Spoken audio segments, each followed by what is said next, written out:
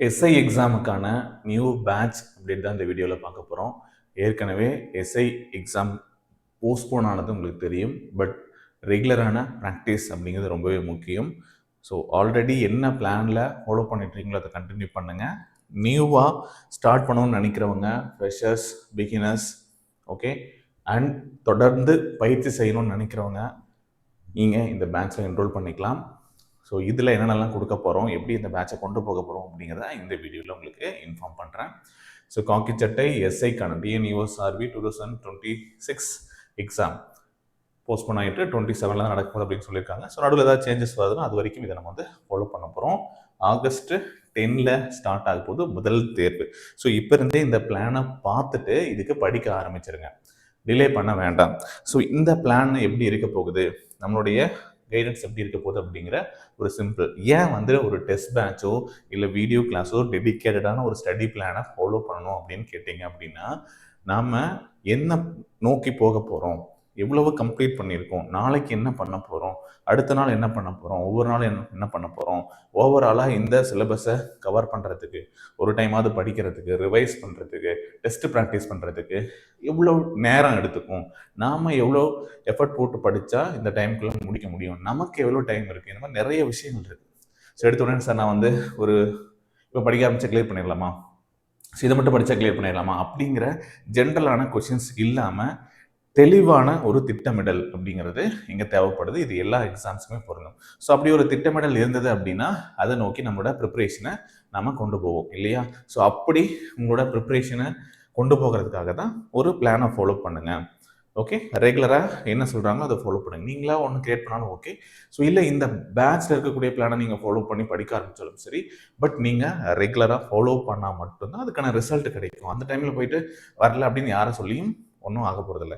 நிறைய படிப்பீங்க, வெறும் படிக்கிறது மட்டும். ஸோ நான் படிச்சுட்டே இருக்கேன், டெஸ்ட்டே எழுதலை, ப்ராக்டிஸே பண்ணல, மிஸ்டேக்கை அனலைஸே பண்ணல அப்படின்னா உங்களுக்கு உங்களோட பர்ஃபார்மன்ஸ் என்ன அப்படிங்கிறது தெரியாது. ஸோ ஒரு கன்ஃபியூஸ்டு மைண்டாக தான் இருக்கும். நிறைய டேட்டாவை படிச்சிருப்பீங்க, குழப்பி வச்சுருப்பீங்க, பட் ஃபோக்கஸ்டான ஒரு ஆன்சரை, ஒரு மைண்ட் செட்டை கொண்டு வரணும் அப்படின்னா தொடர்ந்து பயிற்சி செய்வதனால் மட்டும்தான் அது முடியும். ஸோ டெஸ்ட்டு நிறைய நீங்கள் வந்து ப்ராக்டிஸ் பண்ணணும். எக்ஸாம்ஸ் இருக்கோ இல்லையோ நீங்கள் பண்ணுங்கள். ஓகே, நிறைய படிக்கிறத டெஸ்ட்டாக எழுதி, ஸோ நீங்கள் இன்னும் கிளியராக என்ன படிச்சிருக்கோம், அது ப்ராப்பராக ஆன்சர் பண்ண முடியுதா, இல்லை தப்பாக ஆன்சர் பண்ணுறோமா, அந்த மிஸ்டேக்ஸ் எல்லாமே போக்குங்க.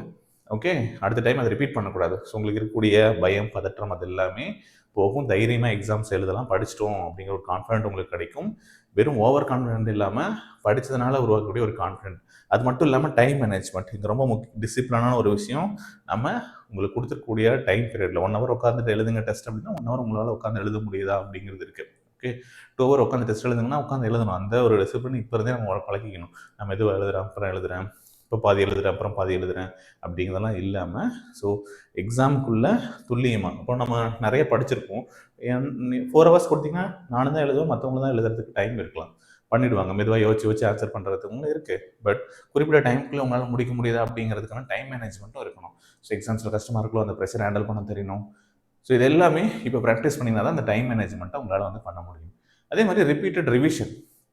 So repeated revision must. நீங்கள் ஒரு டைம் அதே ஸ்கூல் புக் தான் 6 to 12 நீங்கள் படிக்கிறீங்க, ஒரு டைம் படித்தா எல்லா கேள்விக்கும் ஆன்சர் பண்ணிட முடியும், ஒரு டைம் ரிவைஸ் பண்ணியிருக்கேன்னா முடியாது. நான் படித்த மாதிரி தான் இருக்கும், அதுக்கப்புறம் பார்த்தா முதல்ல படிச்சது மறந்துடும். So repeated revision revision revision revision அப்படின்னு சொல்லிட்டு எத்தனை முறை நம்ம வந்து இந்த டெஸ்ட்டுக்கான இந்த சிலபஸை ரிவைஸ் பண்ணியிருக்கோம் அப்படிங்கிறது தான் முக்கியம். இந்த ஒரு புக், ஒரே ஒரு புக்கு, ஒரே ஒரு சோர்ஸு, அதை எடுத்துகிட்டு நம்ம ஒரு 10 times ரிவைஸ் பண்ண முடிஞ்சது அப்படின்னா எஸ் பண்ணியிருந்தீங்க அப்படின்னா அதுக்குள்ளே இருக்கக்கூடிய கேள்விகளை தப்பு இல்லாமல் உங்களால் ஆன்சர் பண்ண முடியும். அப்படி தப்பு இல்லாமல் ஆன்சர் பண்ணிட்டீங்க அப்படின்னா உங்களுக்கான மதிப்பெண்கள் கண்டிப்பாக வரப்போகுது. ஸோ அதில் எந்த சேஞ்சஸும் இல்லை. ஓகே, ஸோ இது உங்களுக்கு கிளியராக இருக்கும்னு நினைக்கிறேன். ஸோ உங்களை நீங்களே வந்து செல்ஃப் எவாலுவேட் பண்ணுறது ரொம்பவே முக்கியம். இப்போது நம்ம நிறைய டெஸ்ட் ப்ராக்டிஸ் பண்ணுறது என்ன தெரியும், நம்ம படிச்சிருப்போம், ஒரு டைம் படித்தா எழுதணும். அப்போ என்ன தெரியும், நமக்கு எது நல்லா வருது, நல்லா வரல, எந்த போர்ஷன் வீக்காக இருக்கும் அப்படிங்கிறத நீங்கள் எங்கேயே தெரிஞ்சுக்கலாம். அப்படி இல்லைன்னா நீங்கள் என்ன பண்ணணும், எக்ஸாம் டைமில் போய் பண்ணால் ரிசல்ட்டில் மார்க் வருமா, வராது. ஸோ முன்னாடியே நமக்கு என்ன தெரியும், என்ன வரும் அப்படிங்கிறத அனலைஸ் பண்ணிவிட்டு அந்த மிஸ்டேக்கை திருத்திக்கிறதுக்காக நம்ம இந்த டெஸ்ட் எல்லாமே கண்டிப்பாக உங்களுக்கு தேவைப்படும், நீங்கள் எழுதி ஆகணும். சரியா? ஸோ மொத்தம் எவ்வளவு கொடுக்க போகிறோம் அப்படின்னா நிறைய தேர்வுகள் உங்களுக்கு இருக்க போகுது. ஏன்னா நமக்கு நிறைய டைம் பீரியட் இருக்குது.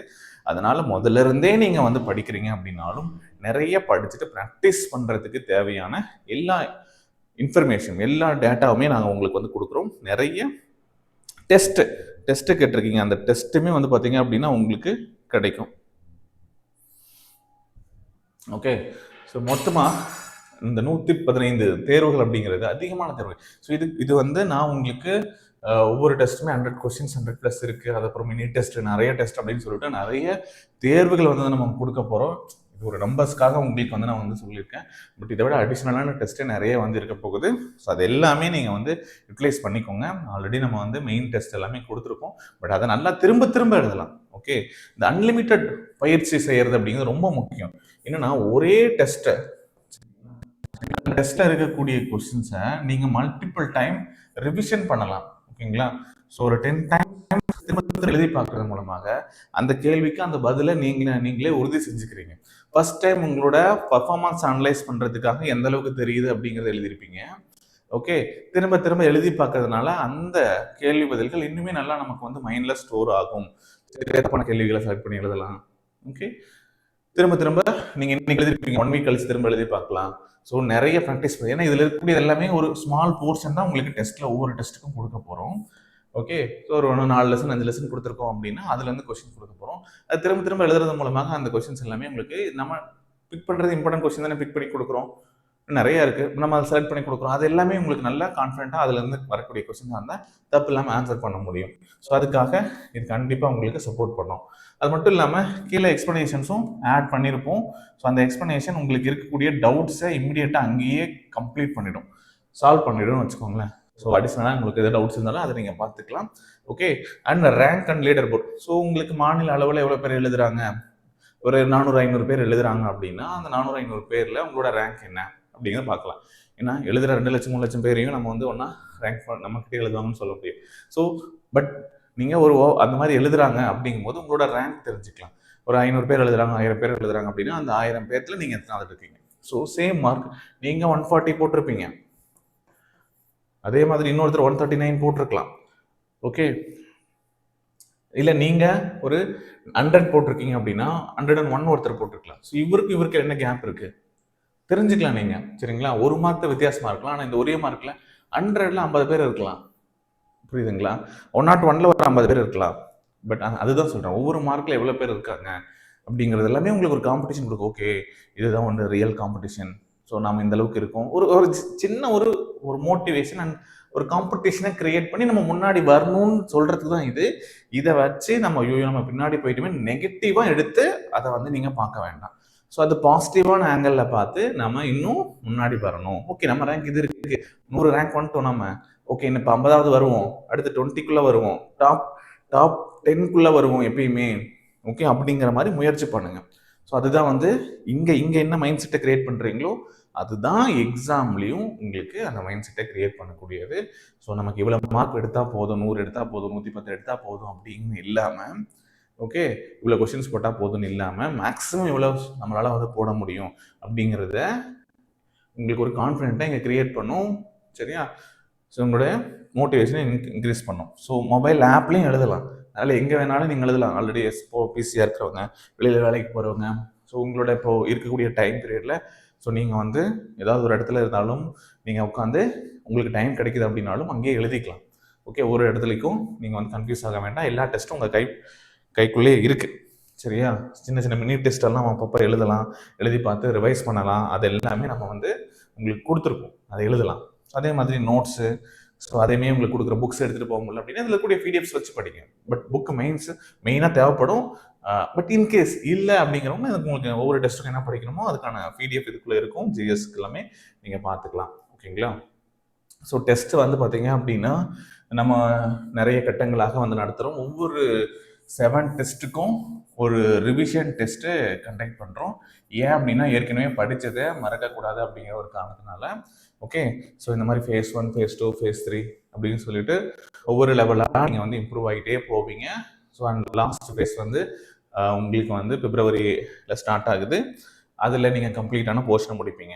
ஸோ 6 மந்த்துக்குள்ளே நல்லா படித்து முடித்து ரிவிஷனும் பண்ணி வைக்கிறீங்க. எக்ஸாம்ஸ்க்கு முன்னாடி நல்லா ரிவைஸ் பண்ணிக்கலாம். ஓகே, அடுத்து என்ன சேஞ்சஸ் வந்தாலும் அதுக்கு தகுந்த மாதிரி, இல்லை முன்னாடியே மறுபடியும் இந்த டிசம்பரில் ஒரு ஆனுவல் பிளானர் சேஞ்ச் பண்ணி முன்னாடியே எக்ஸாம்ஸை கொண்டு வரேன் அப்படின்னு அவங்க சேஞ்ச் பண்ணாலும் எது வேணாலும் நடக்கலாம். அதுதான் சொல்கிறேன். ஓகே, ஸோ இல்லை ரெக்ரூட்மெண்ட்டை உடனே போட்டு ரெக்ரூட்மெண்ட்டை கம்ப்ளீட் பண்ணுங்க அப்படின்னு சொன்னாலும் நாம் ரெடியாக இருக்கணும் அப்படிங்கிறதுக்காக தான் ஸோ நம்ம ஒரு பிளான் கொடுத்து அதுக்கு தகுந்த மாதிரி எல்லாமே உங்களுக்கு அடாப்ட் பண்ணி கொடுத்துருவோம். ஸோ எப்போ வந்தாலும் ரெடியாக இருக்கணும் அப்படிங்கிறத மைண்டில் வச்சுக்கோங்க. அப்போ இருக்குது அவ்வளோ நாள் இருக்குது அப்படின்னு இருக்க வேண்டாம். ஏன்னா ஏற்கனவே நம்ம ஒரு மைண்ட் செட்டோட படிச்சுட்டு இருக்கோம். அந்த மைண்ட் செட்டை சேஞ்ச் பண்ணி டைவர்ட் ஆகிட்டு ஓகே, ஸோ உங்களோட ப்ரிப்பரேஷனில் லேக் ஆக வேண்டாம்.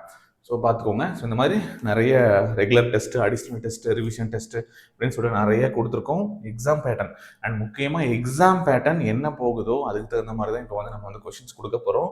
அண்ட் அதோட லெவலையுமே நம்ம வந்து இன்க்ரீஸ் பண்ணுறோம். எக்ஸாமுக்கு ரொம்ப நாளாக ட்ரெயின் பண்ணுறவங்களை வச்சு நம்ம வந்து உங்களுக்கு எல்லாமே அப்டேட் வந்து கொடுக்குறோம்.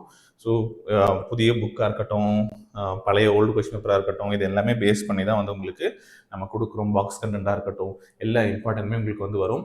ஓகே, ஸோ ஒன்று அக்யூரசி, அதாவது நீங்கள் இந்த கேள்விக்கு இதுதான் ஆன்சர் அப்படிங்கிறது கான்ஃபிடென்ட்டாக ஆன்சர் பண்ணலாம்.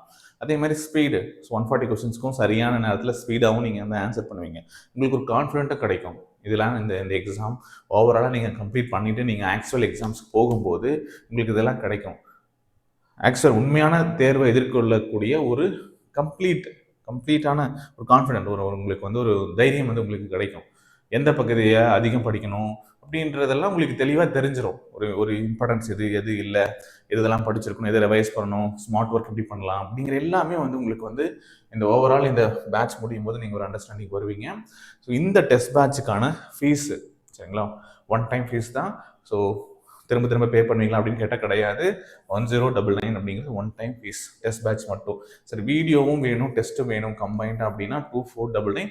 So limited time offer, best சரிங்களா காம்போவா இது உங்களுக்கு இருக்கும். ஸோ எல்லாமே நீங்கள் வந்து எல்லா டெஸ்ட்டுமே அக்சஸ் பண்ணிக்கலாம், எல்லா பிடிஎஃப்ஸ் கிளாஸஸ் அக்சஸ் பண்ணிக்கலாம், ஸ்டடி நோட்ஸ் அக்சஸ் பண்ணிக்கலாம், எனி டைம் வந்து நீங்கள் அக்சஸ் பண்ணிக்கலாம் சரிங்களா. ஸோ என்ரோல் பண்ணுறதுக்கு இந்த நம்பருக்கு வாட்ஸ்அப் பண்ணுங்கள். இந்த வீடியோக்குள்ள டிஸ்கிரிப்ஷனில் பிளானோட டீட்டெயில்ஸ் வந்து கொடுத்துருக்கேன் சரிங்களா. ஸோ இதுதான் கம்ப்ளீட்டான பிளானு. ஸோ எப்படி போகுது என்ன அப்படிங்கிற எல்லா டீட்டெயில்ஸுமே இந்த பிளானில் இருக்குது. என்ன படிக்கணும் ஒவ்வொரு டெஸ்ட்டுக்கும் இது ஏற்கனவே நான் கொடுத்துருக்கேன், லாஸ்ட் வீடியோலும் சொல்லியிருக்கேன். இதெல்லாம் டீட்டெயிலாக ஒரு வாட்டி இன்ஃபார்ம் பண்ணிடுறேன் பேட்சுக்கு. இந்த வீடியோ கிளாஸ் வேணுனாலும் சரி, டெஸ்ட்டு மட்டும் போதுனாலும் சரி, எந்த பேட்ச் சூஸ் பண்ணுறதோ நீங்கள் சூஸ் பண்ணிவிட்டு இப்போ டெஸ்ட் 1 வந்து பார்த்தீங்கன்னா ஆகஸ்ட் 10 ஸ்டார்ட் ஆக போகுது. ஸோ இம்மிடியட்டாக இந்த பிளானை ஃபாலோ பண்ணி படிக்க ஆரம்பிச்சிருங்க. அதை தான் நான் வந்து சொல்லுவேன். ஆல்ரெடி நான் இன்ஃபார்மும் பண்ணியிருந்தேன். ஸோ இப்போ வந்து ஃபஸ்ட்டு போர்ஷன் சதவீதம், சயின்ஸில் என்ன படிக்கணும், பாலிட்டியில் என்ன படிக்கணும் அப்படிங்கிற இன்ஃபர்மேஷன் இங்கே இருக்குது. இவ்வளோ தான். இதை மட்டும் படிங்க, கொஞ்சம் கொஞ்சமாக படிங்க. ஒவ்வொரு டெஸ்ட்டுக்குமே 4 days இன் பிட்வீன் கேப்பும் கொடுத்துருக்கேன், நல்லா ரிவைஸ் பண்ணலாம். ஓகே, ஸோ தெளிவாக ஒரு சிம்பிளான பிளான் வந்து இருக்குது, அதை யூட்டிலைஸ் பண்ணி படிக்க ஆரம்பிங்க. ஸோ கம்ப்ளீட் பிளான் இதை நீங்கள் வந்து ரெஃபர் பண்ணலாம். ரெஃபர் பண்ணிவிட்டு என்னென்ன டெஸ்ட்லாம் இருக்கும், எந்தெந்த டேட்டில் இருக்கும் அப்படிங்கிறது எல்லாத்தையுமே நீங்கள் வந்து இதில் பார்க்கலாம். 11th 12th box, book bank அப்படின்னு எல்லாமே வந்து பார்த்தீங்க அப்படின்னா இதுக்குள்ளே இருக்குது. உங்களுக்கு எதுவும் டவுட்ஸாக இருந்தாலும் இந்த நம்பருக்கு நீங்கள் வந்து காண்டாக்ட் பண்ணி கேட்டுட்டு நீங்கள் வந்து அதுக்கப்புறம் கூட ஜாயின் பண்ணிக்கலாம். என்னென்ன டெஸ்ட் கொடுக்க போகிறோம் எல்லாமே டேட் வைஸ் கொடுத்துருக்கேன். இந்த டேட் அது எக்ஸாம் டேட்டை பொறுத்தும் நம்ம ஏதாவது முன்கூட்டியே மாறினாலும் நம்ம மாற்றி உங்களுக்கு வந்து நம்ம அப்டேட் பண்ணி கொடுக்கலாம். அதில் எந்த பிரச்சனையும் கிடையாது. ஸோ அந்த பிளானே கம்ப்ளீட்டாக பாருங்கள். ஓகே, ஸோ பிளான் எப்படி இருக்கும்னு ஒரு சிம்பிளான டீட்டெயில் வந்து சொல்லணும் அப்படின்னா தனித்தனி நீங்கள் ஸ்ட்ராட்டஜிக்கேலேருந்து கரண்ட் அஃபேர்ஸ்லேருந்து எல்லாத்துக்குமே இண்டிவிஜுவலான டெஸ்ட் இருக்குது. So for example first test second test 2 டெஸ்ட்டோட தான் நீங்கள் பிடிஎஃப் பார்த்தாலே தெரியும். சிம்பிளாக ஒரு நாள் உளவியல், ஒரு டெஸ்ட் உளவியல் இருக்கும், ஒரு கடிதம் இருக்கா.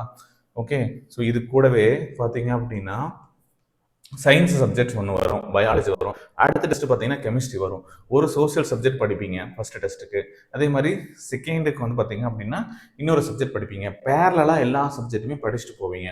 சரி, இப்போ இந்த 4 days இந்த படித்ததெல்லாம் கம்ப்ளீட்டாக திரும்ப ரிவைஸ் பண்ணும்போது அடுத்த டாபிக் வரும்போது அது சிமிலரான டாபிக் தான் ரிவைஸ் பண்ணுவீங்க. அப்போ இதையும் ஒரு வாட்டி என்னங்கிறத பார்த்த மாதிரி ஆகிடும். ஓகே, ஸோ ரிப்பீட்டட் ரிவிஷனும் நீங்கள் வந்து கொடுப்பீங்க. அதுக்காக இந்த மாதிரி நம்ம வந்து கொடுத்துருக்கோம். ஸோ அடுத்து பார்த்தீங்கன்னா உளவியல், கணிதம், இது ரெண்டும் சேம் தொடர்ந்து வந்துகிட்டே இருக்கும். ஒரு சயின்ஸ் சப்ஜெக்ட், ஒரு ஜிகே சோசியல் சப்ஜெக்ட்ஸும் உங்களுக்கு வந்து கொடுப்போம். அடுத்து பாருங்கள், மறுபடியும் சயின்ஸ் 3 டெஸ்ட் முடிஞ்சதுக்கப்புறம் மறுபடியும் பயாலஜி ரிப்பீட் ஆகும், மறுபடியும் பாலிட்டி ரிப்பீட் ஆகும். ஸோ இந்த மாதிரி வந்து இம்பார்ட்டன்ட் வெயிட்டேஜ் இருக்கக்கூடியது எல்லாமே ஒவ்வொரு பேட்சாக வந்து உங்களுக்கு அந்த பிளானில் ரிப்பீட் ஆகிட்டே இருக்கும். இங்கிலீஷும் இருக்கும், சரிங்களா? எல்லாமே தமிழ் எல்லாமே வந்து இதுக்குள்ளேயே இருக்குது, செக் பண்ணி பார்க்கலாம். ஸோ இந்த கம்ப்ளீட்டான பேட்ச் ஸோ உங்களுக்கு தேவைப்படுது அப்படின்னா கீழே டிஸ்கிரிப்ஷனில் இருக்குது. ஓகே, ஸோ இந்த நம்பருக்கு வாட்ஸ்அப் பண்ணுங்கள். ஸ்டடி பிளானோட லிங்க்ஸ் எல்லாமே கீழே டிஸ்கிரிப்ஷனில் வச்சுருக்கேன், டவுன்லோட் பண்ணி பாருங்கள். ஷெட்யூல் எல்லாமே இருக்குது. இல்லை நீங்களே ஒன்றா படிக்கிறதா இருந்தாலும் படிங்க, ஒன்றும் பிரச்சனை இல்லை. ஓகே, ஸோ ஆக மொத்தம் நீங்கள் வந்து சப்ஜெக்ட் ஓரியன்டாக ப்ரிப்பரேஷனில் இருங்க. அதுதான் நான் சொல்லக்கூடிய ஒரே ஒரு விஷயம். அண்ட் உங்களுக்கு வேறு ஏதாவது புக்ஸ் தேவைப்படுது அப்படின்னாலும் சேம் நம்பர் காண்டாக்ட் பண்ணி புக்ஸும் வாங்கிக்கோங்க. வெப்சைட்டில் அவைலபிளாக இருக்குது, நீங்கள் ஆர்டர் பண்ணிக்கலாம். Right, okay. ஸோ டைரெக்டாக நம்பர் காண்டாக்ட் பண்ணாலும் சரி, இல்லை கீழே டிஸ்கிரிப்ஷனில் பிளான் பிடிஎஃப் இருக்குது, செக் பண்ணிவிட்டு அதுக்கப்புறம் நீங்கள் ஜாயின் பண்ணுறது இன்ஃபார்ம் பண்ணுங்கள். ஏதாவது டவுட்ஸ் இருந்தால் காண்டாக்ட் பண்ணுங்கள். Okay, thank you, all the best.